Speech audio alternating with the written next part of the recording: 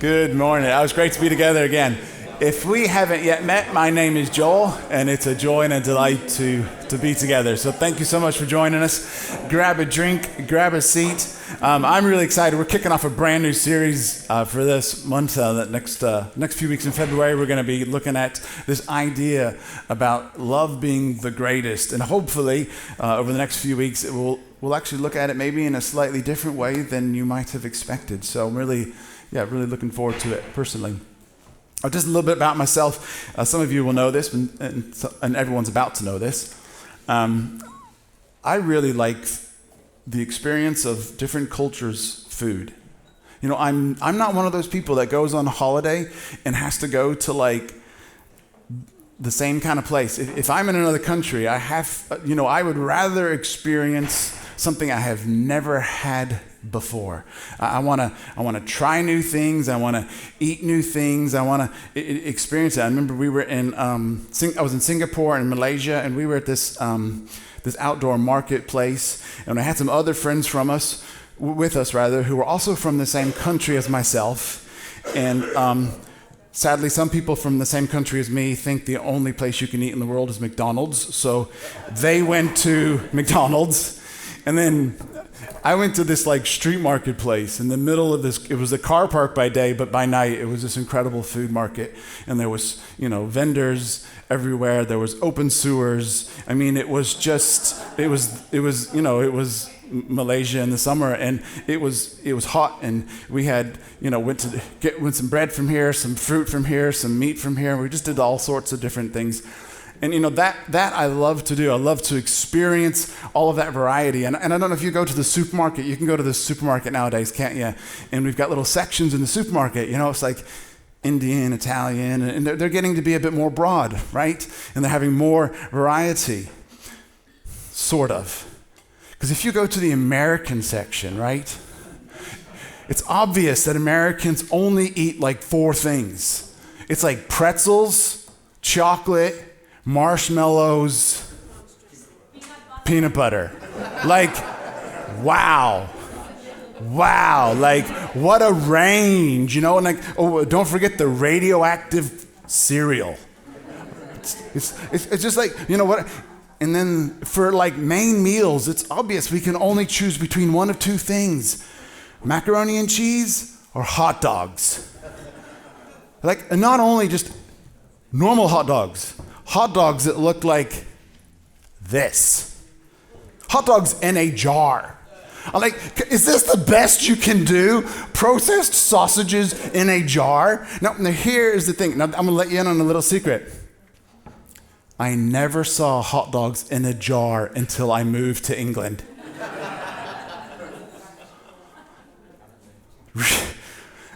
Really? Please. Give it some sort of red, white, and blue coloring and some American-sounding name as if it really is something. I was trying to represent. Now, I double-checked it. This week, when I was preparing for my notes, I went onto some websites from American supermarkets, and I Googled hot dogs. There was a whole variety of hot dogs, like smoked ones, turkey ones, beef ones, kosher ones. Lots of hot dogs, different sizes. None in a jar. None. And every supermarket I checked, none. Not. And it's like, come on, really? And I feel slightly like, slightly offended actually, Food is like an amazing thing, and then you can taste all these different things, and then here we have this. Come on. And you sort of think, I feel like I'm being slightly misrepresented. And maybe you know what I'm talking about, because maybe you're from another country as well, and you go down the same supermarket aisles, and you see those 4 items that somehow have summed up your entire nation.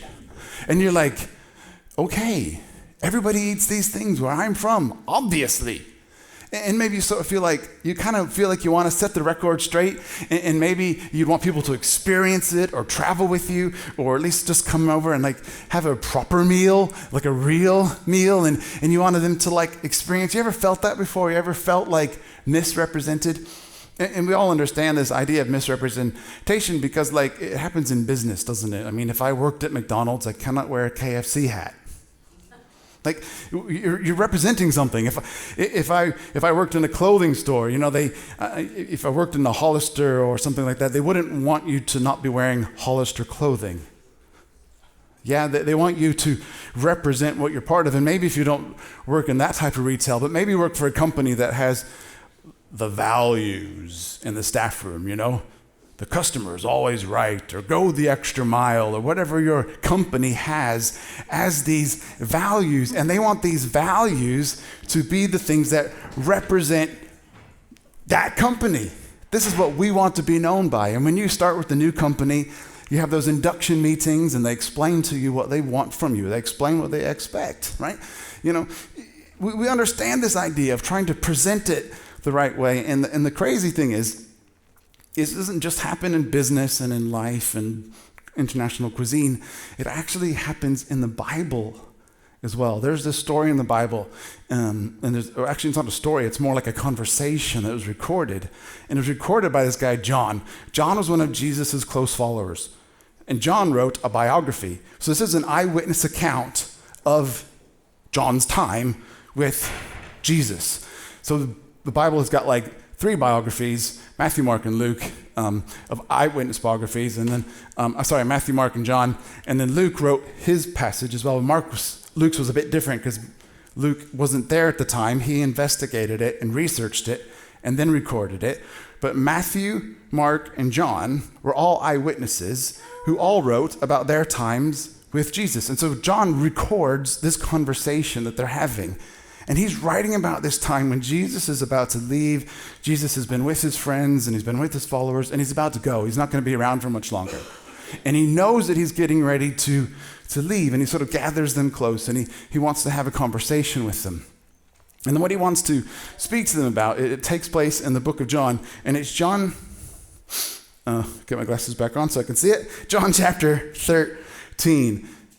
And he says this to them, he says, "My children, I'm going to be with you for a little longer.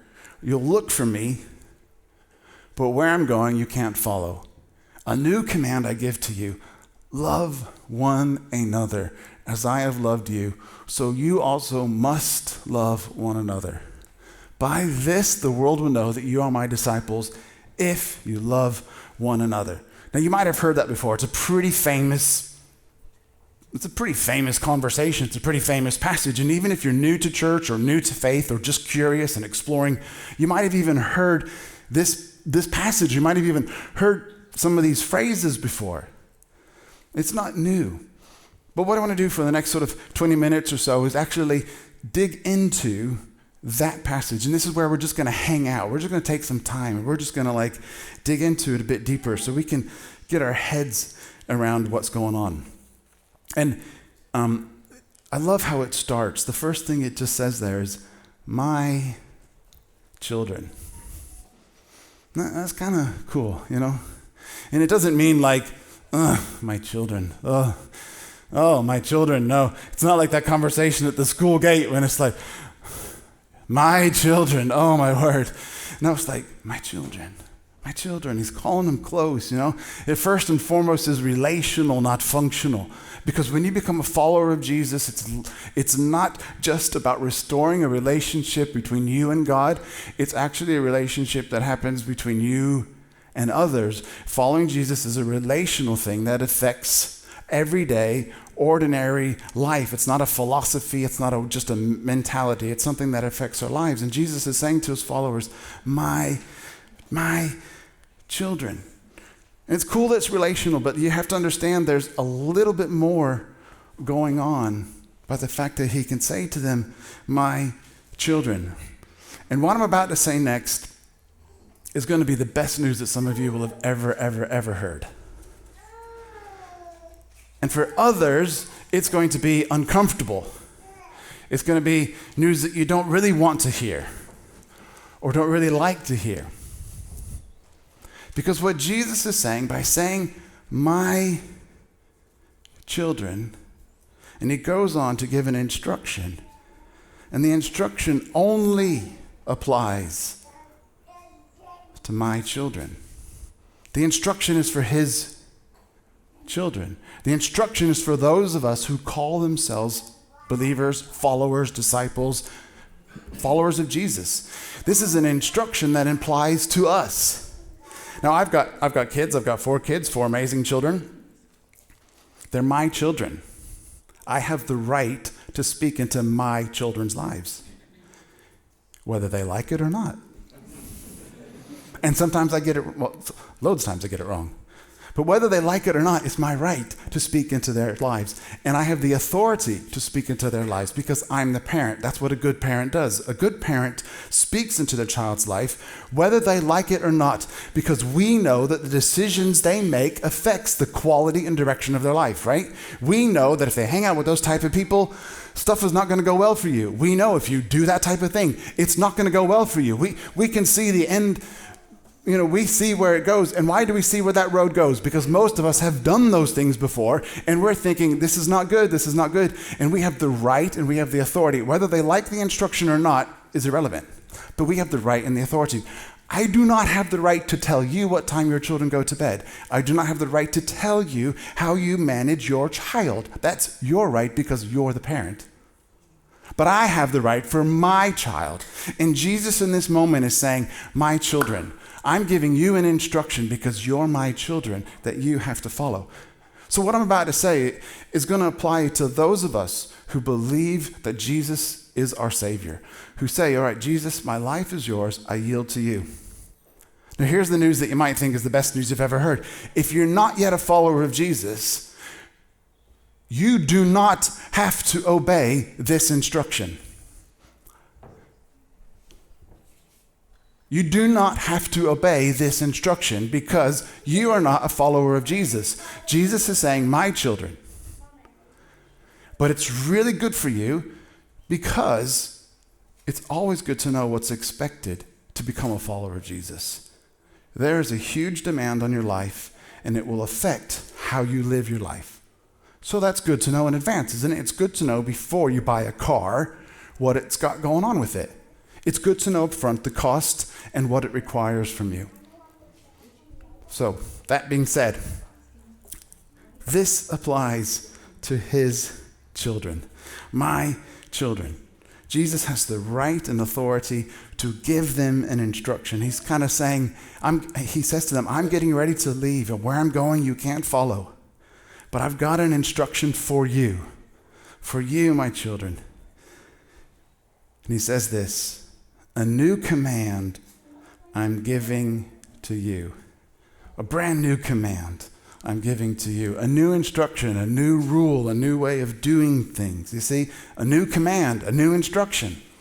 A new command I give to you. And this is different to how it's been done before because it's new. It's new. Love one another doesn't sound very new though, does it? You're like, here's a new instruction. Here's a rule for life. Love one another. Wow. Like, bestseller, right? I mean, mind blown. Whoa, what a teacher, yeah? Love one another. Like, it doesn't really sound very challenging. It doesn't really sound very sort of provoking at that point, does it? A new commandment. Love one another. The challenge that's new is not that we should love others. The instruction, if you're a follower of Jesus, the instruction is not just to love people. The instruction, if you are a follower of Jesus, is to love Jesus the way Jesus loves. And that's why I tell you this only applies to those of us who are followers of Jesus. If you're a follower of Jesus, this message means to you, you have got to learn to start following Jesus and loving like Jesus loved. This is what he's saying. And this is where it's challenging, and this is where it's really awkward because they're sitting there thinking, sure, we love one another.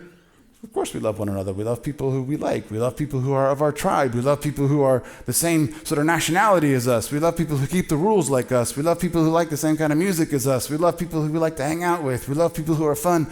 I'm kind to people who I like to be around. I enjoy hanging out with people who I enjoy hanging out with. That's the easy bit. It's easy to like and love people who you like and love to be around. The awkward and annoying bit is when Jesus tells us, love like I love. And he makes it personal, because remember, it's personal. It's not love like I love as if it's an idea. It's love the way I've loved you.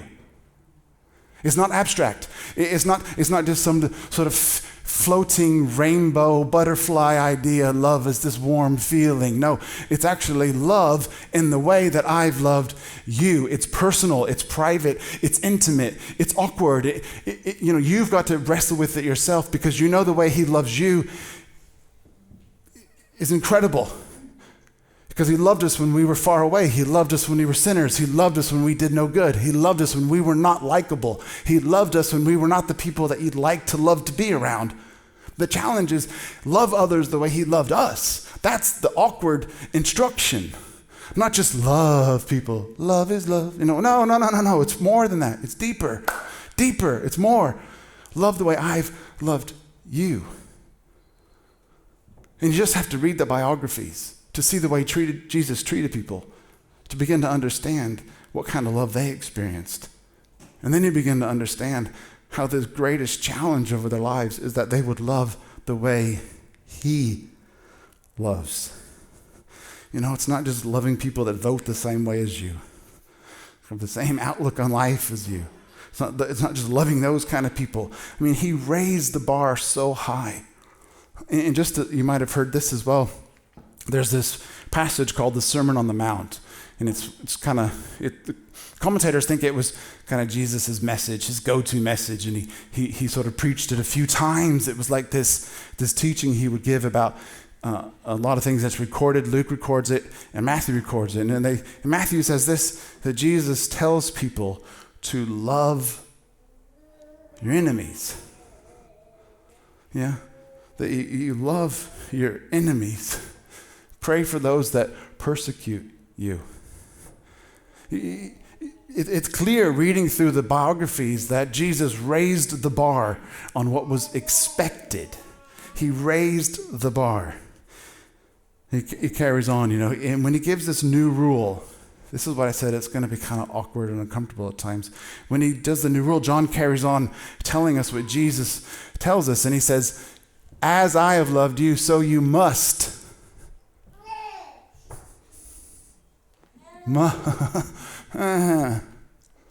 Yeah. Do you like it when someone tells you that you must do something? Let me just get a show of hands. Like, hey, who loves it when somebody says you must do this, you must do that, you must drive the speed limit, you must go to bed at 9:30, you must not binge watch that series, you must eat all your vegetables, you must go to, I don't know. Like, do we like being told that we must do something? You must wear a longer skirt. I don't know. You must not wear so much makeup. Like, what? Like, who likes to be told you must do something? Okay, maybe I'm the only one that doesn't like it. Yeah, nobody. And then Jesus, he makes it an imperative, a command, an instruction, a non-negotiable. Hey, this is the new commandment that I give you, the new rule, the new instruction that I give you, and you've got to love one another. As I have loved you, so you must love one another.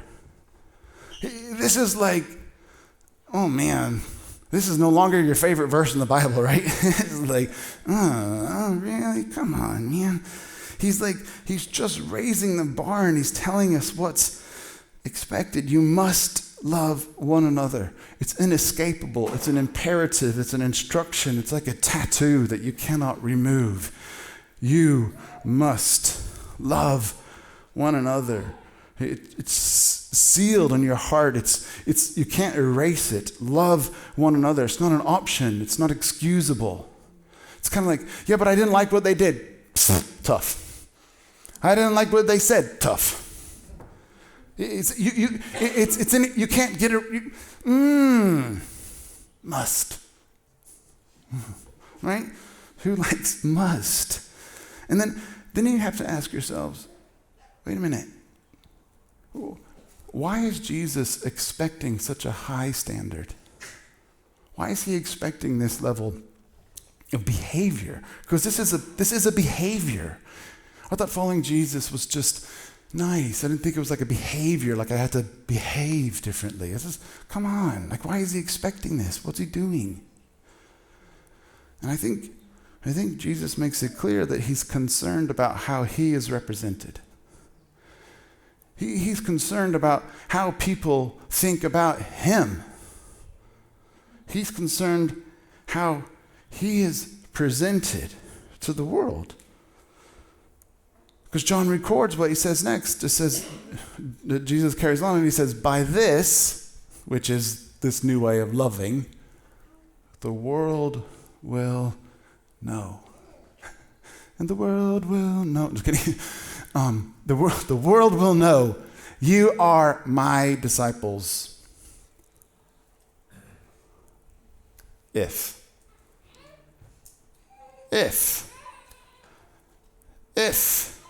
you love one another.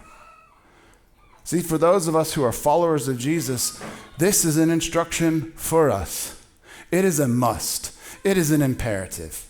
And just like you know you must drive the speed limit, you still have to choose to drive the speed limit.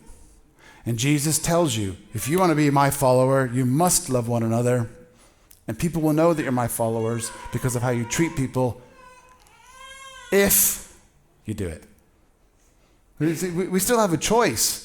Like any good relationship, any authentic relationship, there's a choice. You're not forced to follow Jesus. It's an invitation. Come and follow me. Come and follow me, it's what he says. Come and learn more about me. Let me teach you what it means to be a follower of Jesus. That was the invitation. He invites us all. He invites us. We're all welcomed. But we all have a choice. And we all have a choice about what we do with being a follower of Jesus. And if you're not yet a follower of Jesus, you can ignore this until you're ready to make a decision and make a choice. But if you are a follower of Jesus, and you want to grow in your faith and you want to go deeper, then all of a sudden, you know how you do it? You do what Jesus tells you to do. And he makes it so simple. He makes it so simple. Love others the way I've loved. Now, I say simple in this sense. He didn't tell you to go to Bible college. He didn't tell you to get a degree. He didn't tell you to make lots of money. He didn't tell you to be able to recite all the passages in Psalm 28, all the verses. He didn't tell you to be able to list every single king in ancient Israel. He didn't say that the way you can let people know that you're really one of my followers is by having some sort of attainment or education or achievement or status thing. He said the way that people will know that you're my disciple, and this is what I mean by simple, the way that people will know is if you live the way I lived and love the way I loved. You love others the way I loved you. That is how the world will know. It's got nothing to do with how clever we are or how gifted we are. It's got everything to do with how much we love others. You want to go deep in your faith? You want to grow in your faith? Just do that one thing. Do that one thing. Just love the way Jesus loved you. Love like he loved. I kind of get the feeling that Jesus is sitting there up in heaven with a jar of hot dogs. And he's like, come on, there's more. There's more than just a jar of hot dogs. I mean, I wish the world would know what I was really like. And for some reason, they've got a cheap imitation. Oh man, I'm going to put it down now.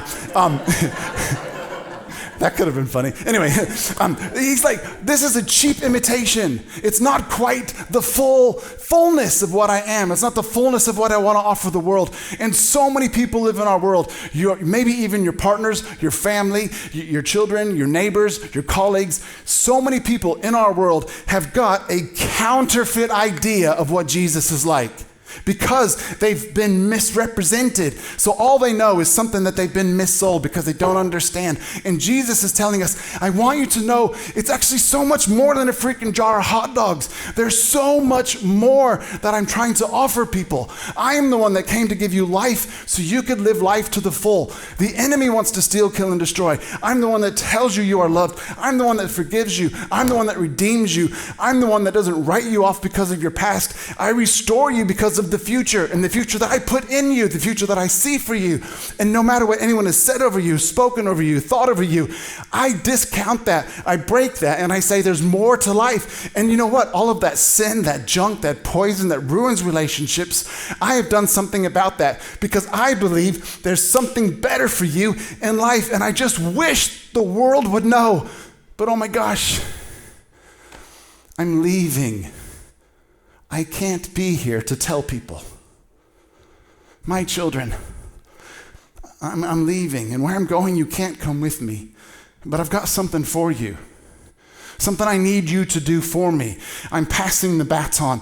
It's over to you now. This is going to be your responsibility. I'm leaving. I can't be here anymore. You know, my heart breaks for everything I want to do, but I can't do it on my own. It's bigger than what I can do on my own, and I'm going to pass the responsibility over to you. My children, here it is. Here's the new commandment. Here's the new rule of life. Here's the new rule of life. I want you to love one another. I want you to love one another as I have loved you. And this is how everyone's going to know what I'm really like. Because they'll see the way you treat one another. They'll see the way that you love one another. And they will begin to realize that what they've been eating before was a counterfeit. And I'm giving them the real thing. This is how the world will know that you are my disciples. It's the one thing we are all called to do. And it's so incredibly empowering because he doesn't say you have to wait till you're 18 or 21 or over 50 and get to go to a luncheon, right? I mean, like, it doesn't say, okay, only the boys, only the girls. Okay, no. If you're a follower of Jesus, you're in on it. Oh, sorry, you don't have enough personal wealth. You can wait. Sorry, you can't sing nice enough, speak well enough. You don't have enough interpersonal skills. You wait there. I'm just going to let the people through that are more, Instagrammable. You're not coming through wearing that. Okay, wait. At the same time, Jesus raises the expectation of our behavior, but he lowers the bar of entrance. Did you catch that? He raises the bar of our behavior, but he lowers the bar for the entrance. Everybody is invited. Everybody is equipped. Everybody is able to learn how to love and live like Jesus. All you do is say yes, and then we start doing it. That's the criteria. The criteria, you get to the door and the bouncer says, no, there's no bouncer at the door. The door's wide open. It says, come on in. You've been invited. You've been invited. But if you choose to follow Jesus, this is what it means. This is what it requires.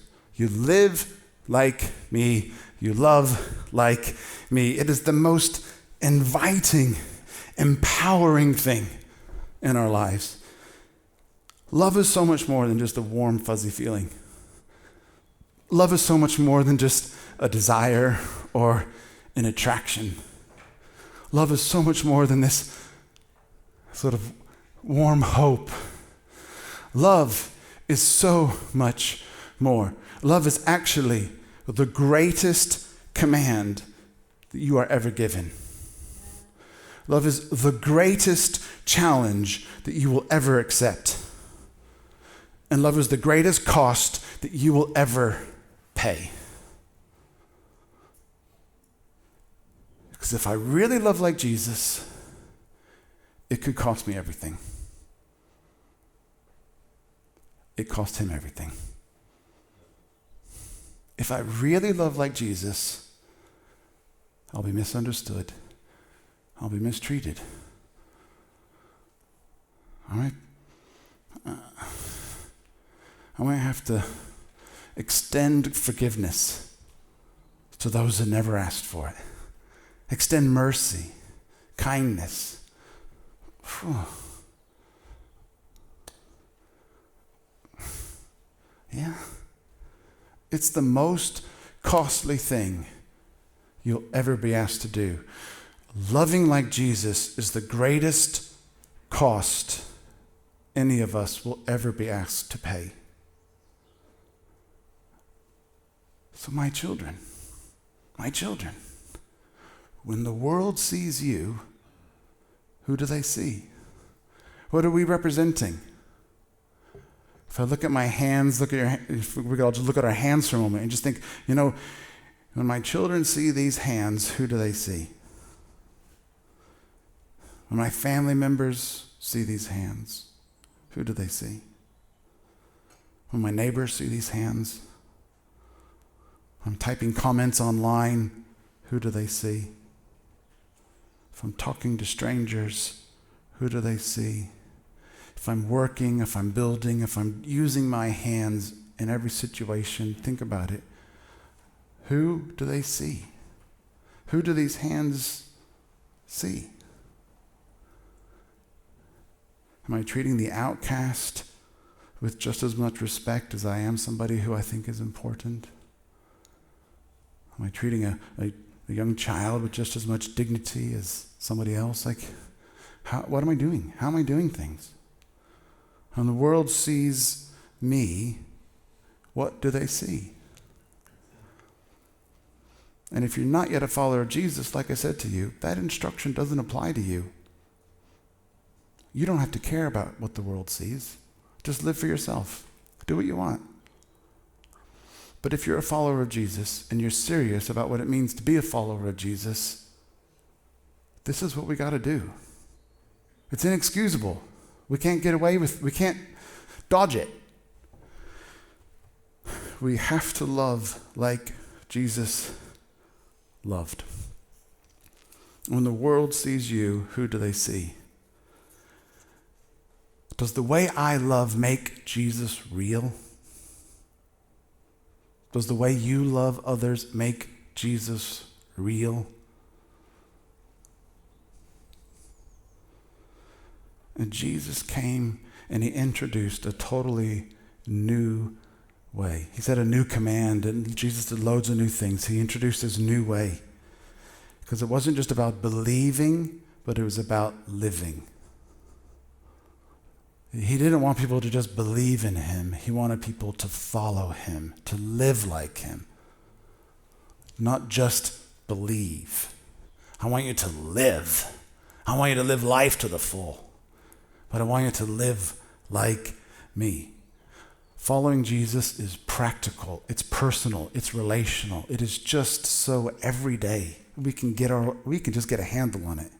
And it's going to intersect in all of your life because it's not a philosophy or a theory. It's a lifestyle. It's a lifestyle.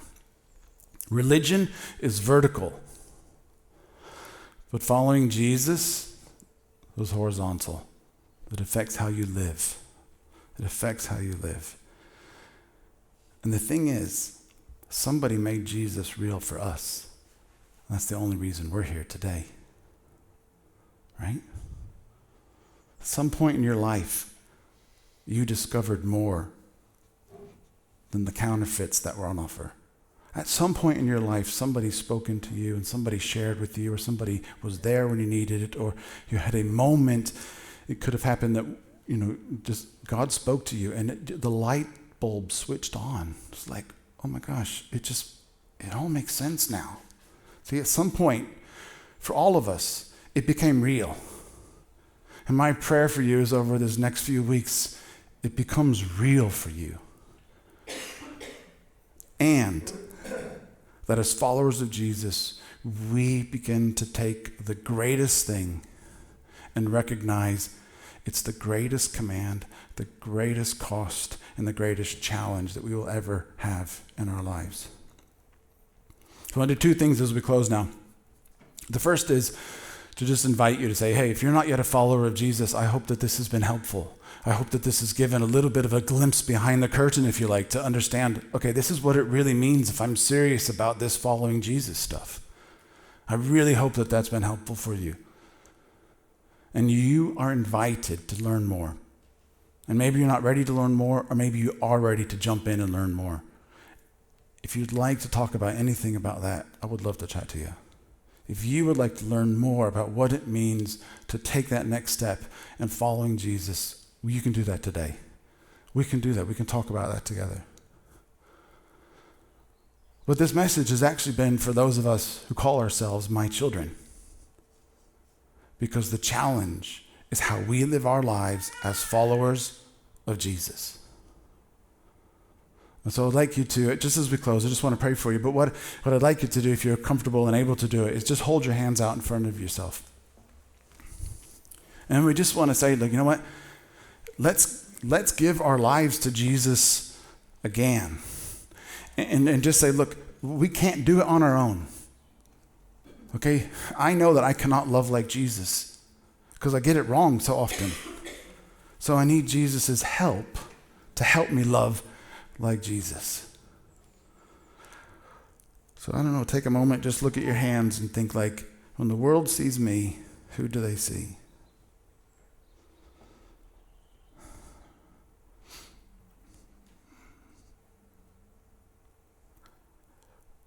Just want to pray. Father, forgive us for the times when we've got it wrong. When even with the best will and intentions in the world, we got it wrong. And sometimes we got it wrong on purpose. Just ask your forgiveness for all the times we got it wrong. And ask you would help us to represent you. Help us to live what it means to be a follower of Jesus. Help us love like you loved. Help us. We can't do it on our own. Thank you that you equip us and guide us and train us. But like a good parent, you challenge us. You believe in us. You equip us to do something better. Thank you so much. And Father, in your name we pray. Amen.